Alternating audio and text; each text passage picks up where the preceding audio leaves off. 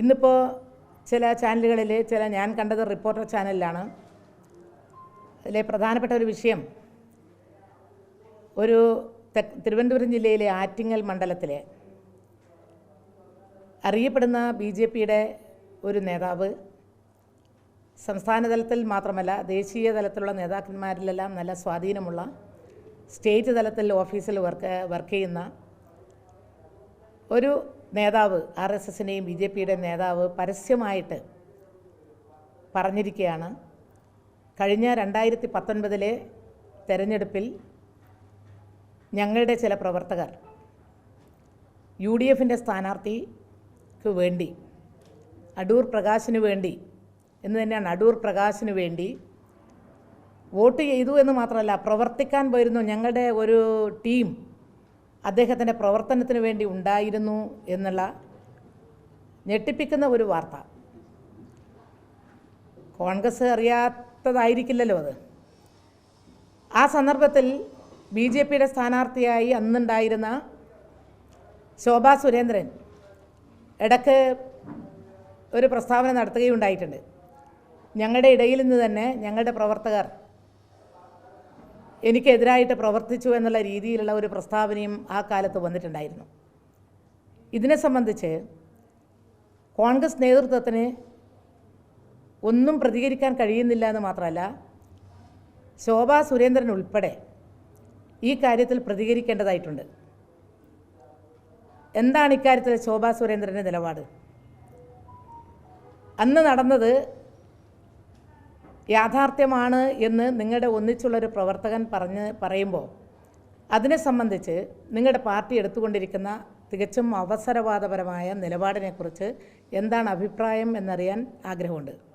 രണ്ടാമത്തേത്, കോൺഗ്രസിൻ്റെ ഒരു ഉന്നതനായ നേതാവ്, മുൻ മന്ത്രി അടൂർ പ്രകാശ് മന്ത്രിയായിരിക്കെ മത്സരിക്കുന്ന സന്ദർഭത്തിൽ BJPയുടെ വോട്ട് വാങ്ങി എന്നുള്ളത് മാത്രമല്ല, നമ്മൾ അന്ന് തന്നെ പരാതി ഉണ്ടായിരുന്നു, BJPയുടെ ഒരു വലിയ കൂട്ടം പ്രവർത്തിക്കാൻ ഉണ്ടായിരുന്നു എന്ന് BJPയുടെ തന്നെ നേതാവ് പറയുമ്പോൾ, ഇന്ന് രാവിലെയും ഉച്ചക്കുമൊക്കെ ആയിട്ട് KPCCയുടെ പ്രസിഡൻ്റ് ഇൻ ചാർജ് ശ്രീ ഹസനും പ്രതിപക്ഷ നേതാവ് VD സതീശനുമൊക്കെ ഇടയ്ക്കിടയ്ക്ക് SDPIയുടെ പ്രസ്താവനയുമായി ബന്ധപ്പെട്ടുകൊണ്ടുള്ള പ്രതികരണം കണ്ടു. പക്ഷേ ഇതിനെ സംബന്ധിച്ച് BJPയുടെ നേതാവ് ഉന്നയിച്ചിട്ടുള്ള അല്ലെങ്കിൽ പറഞ്ഞിട്ടുള്ള കാര്യത്തെ സംബന്ധിച്ച് ഒരു വാക്കുപോലും പ്രതികരിക്കാൻ എന്തുകൊണ്ടാണ് പ്രതിപക്ഷ നേതാവിന് ശ്രീ ഹസന് നാക്ക് പൊങ്ങാത്തത്?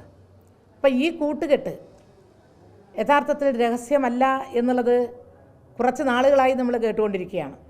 വർഗീയ ശക്തികളുമായി രഹസ്യധാരണ ഒരു തെരഞ്ഞെടുപ്പിൻ്റെ ഘട്ടത്തിൽ ഉണ്ടാക്കുന്നു എന്നുള്ളത് അവർ സ്വീകരിക്കുന്ന പ്രത്യയശാസ്ത്രത്തോട് അങ്ങേയറ്റം നീതി പുലർത്താത്ത ഒരു സമീപനമാണെന്നിരിക്കെ അത് തുറന്നു പറയാനുള്ള ആർജവം പോലും ഇന്നത്തെ കോൺഗ്രസ് നേതൃത്വത്തിനില്ല എന്നുള്ളത് നമ്മൾ കാണണം.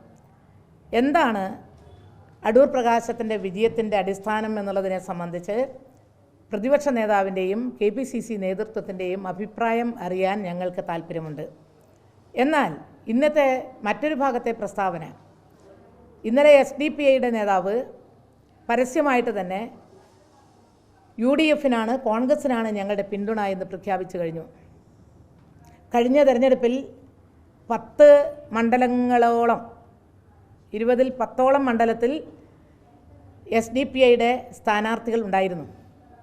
അത് നമ്മൾ ഓർക്കണം, അവർക്ക് സ്ഥാനാർത്ഥികൾ ഉണ്ടായിരുന്നു. പക്ഷേ ഇപ്പോൾ അവർ പറയുന്നത് ഞങ്ങൾ സ്ഥാനാർത്ഥികളില്ലെന്നാണ്. അവരുടെ വോട്ട് കൊടുക്കുന്നത് പ്രത്യേകിച്ചും നിരോധിക്കപ്പെട്ട PFIയുടെ രാഷ്ട്രീയ രൂപമായ ഈ SDPI എന്ന് പറയുന്ന തീവ്രവാദ സംഘടന എന്ന് മുദ്രകുത്തപ്പെട്ടിട്ടുള്ള ഒരു സംഘടന, അവരുടെ വോട്ട്, ഞങ്ങളുടെ വോട്ട് കോൺഗ്രസിനാണ് കൊടുക്കുക എന്ന് പറയുമ്പോൾ അതിനെ സംബന്ധിച്ച് ഉടനെ തന്നെ പ്രതികരണം ഉണ്ടായി. എന്താ പ്രതികരണം ഉണ്ടായത്? ശ്രീ ഹസൻ പറഞ്ഞു, ഞങ്ങൾക്ക് ഇങ്ങോട്ട് വോട്ട് തരാമെന്ന് പറഞ്ഞാൽ ആ വോട്ട് വേണ്ട എന്ന് വെക്കാനുള്ള മൗഢ്യമൊന്നും ഞങ്ങൾക്കില്ല. VD സതീശനും അതാ പറഞ്ഞു, ഞങ്ങൾ അങ്ങോട്ട് പോയിട്ടുമില്ല, ഞങ്ങൾ കണ്ടിട്ടുമില്ല, ഞങ്ങൾ സംസാരിച്ചിട്ടുമില്ല, അവരിങ്ങോട്ട് വോട്ട് തരും എന്നാണ് പറയുന്നത്. അങ്ങനെ ഇങ്ങോട്ട് വോട്ട് തരുമെന്ന് പറയുമ്പോൾ എന്തോ ഒരു ഡീല് നിങ്ങൾ പറഞ്ഞുറപ്പിച്ചിട്ടില്ലേ എന്നല്ലേ അതിനെ അർത്ഥമാക്കേണ്ടത്? ഇപ്പുറത്ത് BJPയുമായിട്ടുള്ള കൂട്ടുകെട്ട്, ഇപ്പുറത്ത് തീവ്രവാദ സംഘടന എന്ന് മുദ്രകുത്തപ്പെട്ടുള്ള രണ്ടും RSSും SDPIയും ഒരുപോലെയാണ്. ഇന്ത്യക്കകത്തും കേരളത്തിലും അറിയപ്പെടുന്നത് രണ്ട് സംഘടനയും അത്യന്തം അപകടകരമായ നിലപാടും പ്രത്യയശാസ്ത്രവും സ്വീകരിച്ച് മുന്നോട്ട് പോകുന്ന രണ്ട് സംഘടനകളാണ്.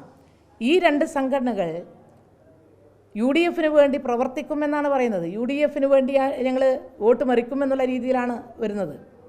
അപ്പോൾ SDPIയുടെ വോട്ട് ഞങ്ങൾക്ക് നിഷിദ്ധമല്ല എന്ന് പരസ്യമായിട്ട് തന്നെ VD സതീശനും അതുപോലെ KPCCയുടെ പ്രസിഡന്റ് ഇൻ ചാർജ് ആയിട്ടുള്ള ശ്രീ ഹസനും MM ഹസനും പറഞ്ഞു കഴിഞ്ഞു.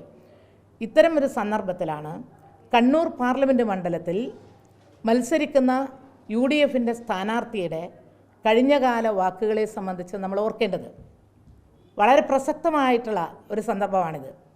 പല വട്ടങ്ങളിലായി RSSൻ്റെ ശാഖയ്ക്ക് കാവൽ നിന്നതും BJPയിൽ പോകണമെന്നുണ്ടെങ്കിൽ താൻ പോകുമെന്നും അതിനാരുടെയും ഷീട്ട് വേണ്ടെന്നും തനിക്ക് തോന്നിയാൽ താൻ ആ സന്ദർഭത്തിൽ പോകുമെന്നും ഒക്കെ പറഞ്ഞ ഒരു കോൺഗ്രസ് നേതാവാണ് ഈ കണ്ണൂർ പാർലമെൻറ്റ് മണ്ഡലത്തിൽ മത്സരിക്കുന്നത് എന്ന് ഓർക്കണം.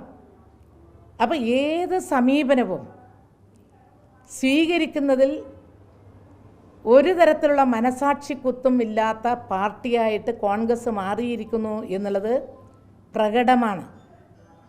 കാരണം അവരുടെ നിലനിൽപ്പ് തന്നെ ചോദ്യം ചെയ്യപ്പെട്ടു പോകുന്ന ഒരു ഘട്ടത്തിൽ കേരളത്തിൽ ജയിക്കുന്നതിന് വേണ്ടി അവസരവാദപരമായിട്ടുള്ള സമീപനം സ്വീകരിക്കുക എന്ന അങ്ങേയറ്റത്തെ രാഷ്ട്രീയ ഒരു സാധാരണ രീതിയിലുള്ള ധാർമ്മിക രാഷ്ട്രീയ ബോധത്തിന് നിരക്കാത്ത നിലപാടാണ് കോൺഗ്രസ്സുകാരിപ്പോൾ സ്വീകരിച്ചുകൊണ്ടിരിക്കുന്നത്.